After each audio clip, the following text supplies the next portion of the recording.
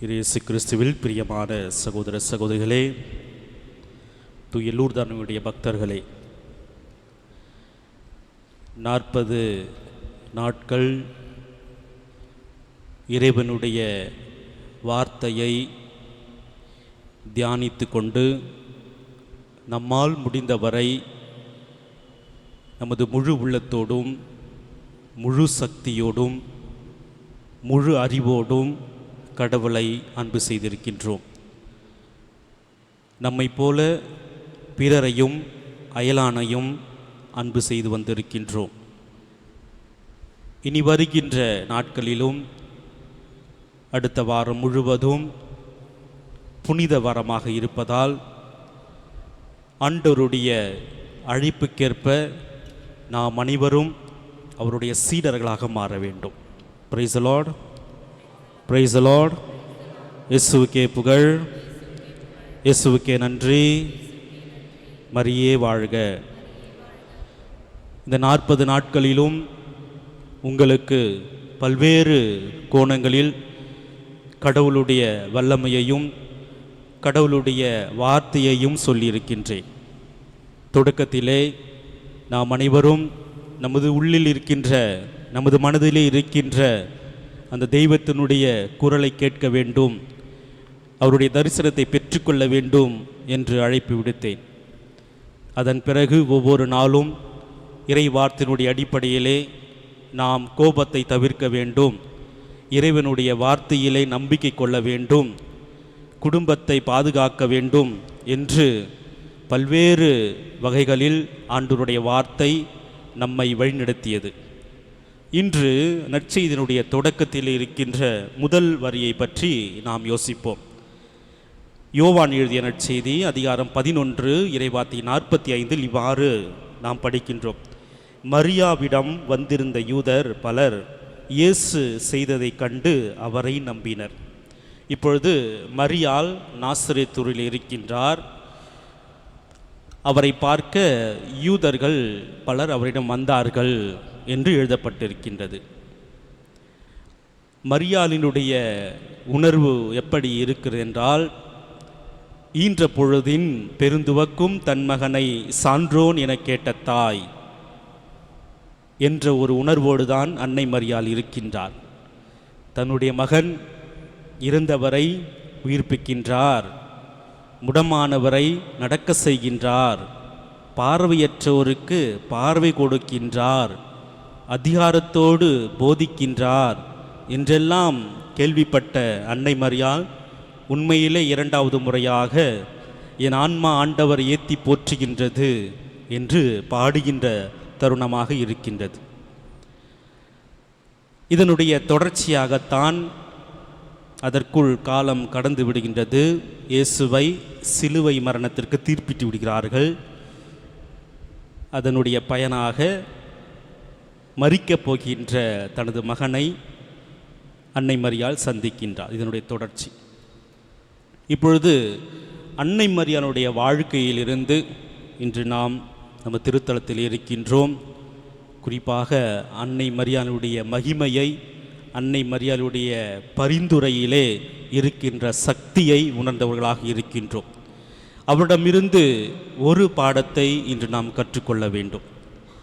இந்த தவக்காலம் முழுவதுமே 2 வார்த்தைகள் சொல்ல வேண்டுமென்றால், ஒன்று கடவுளிடம் அன்பு செய், அன்பு கொள்.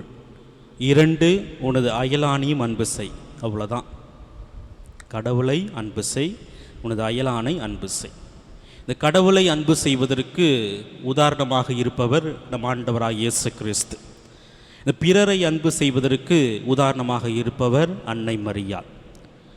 கடவுளை அன்பு செய்ததால் தான் ஆண்டவராக இயேசு கிறிஸ்து விண்ணகத்திலிருந்து மண்ணகம் வந்தார். வார்த்தை மனு உருவானார். பிறரை அன்பு செய்ததான் அன்னை மரியாள் ஒரு யூத கன்னியாக இருந்து விண்ணக மன்னக அரசியாக முடிசூட்ட பெற்றார். அவருடைய வாழ்க்கையிலே நாம் காண்கின்றோம். தனது உறவினர் எலிசபெத் அம்மாள் கருவுற்றிருப்பதை அறிந்தவுடன் அவர் ஓடோடி சென்று குறைந்தது 6 மைல் தூரம் நடந்து சென்றிருப்பார் என்று விவிலிய அறிஞர்கள் சொல்கிறார்கள். தனது உறவினர் எலிசபெத் அம்மாளுக்கு அவர் உதவி செய்கின்றார்.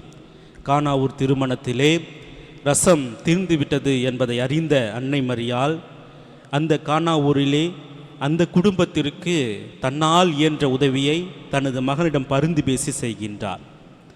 அதன் பிறகு இயேசுவை காண வருகின்ற பொழுது, இதோ ஆண்டவருடைய வார்த்தையை அதன்படி நடக்கிறவர்களை என் தாயும் என் சகோதரரும் என்று ஆண்டவரால் உயர்த்த பெற்று கிறிஸ்துவினுடைய சீடராக மாறுகின்றார்.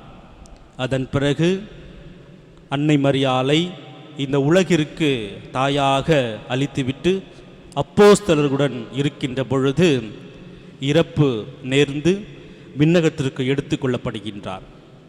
பிறகு விண்ணக மன்னக அரசியாக முடிசூடப்படுகின்றார். நமது வாழ்க்கையிலே நாம் பிறரை எந்த அளவுக்கு அன்பு செய்கின்றோமோ அந்த அளவிற்கு இம்மண்ணுலகிலும் விண்ணுலகிலும் நமக்கு கைமாறு கிடைக்கும் என்பதற்கு அன்னை மரியாளுடைய வாழ்க்கை ஒரு சிறந்த உதாரணம்.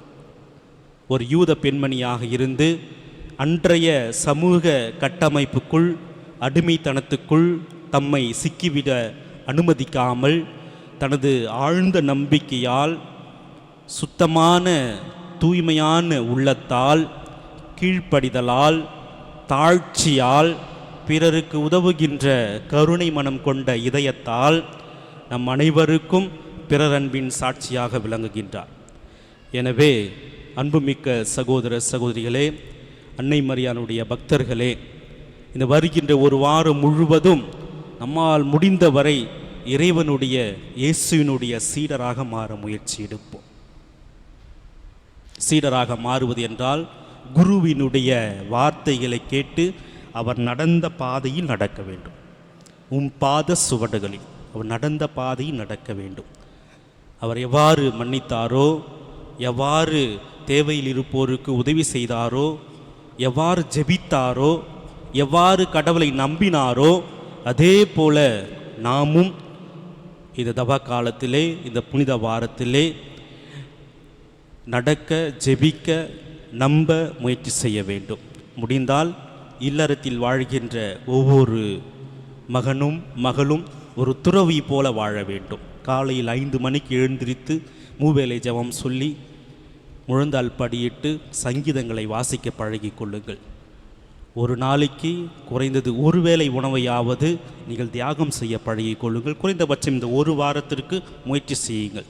இறை வார்த்தையோடு அதிக பற்று கொண்டு இயேசுவினுடைய குரலை கேட்கின்ற சீடர்களாக வாழ அன்னை மரியாள் நமக்கு உதவி செய்வாராக.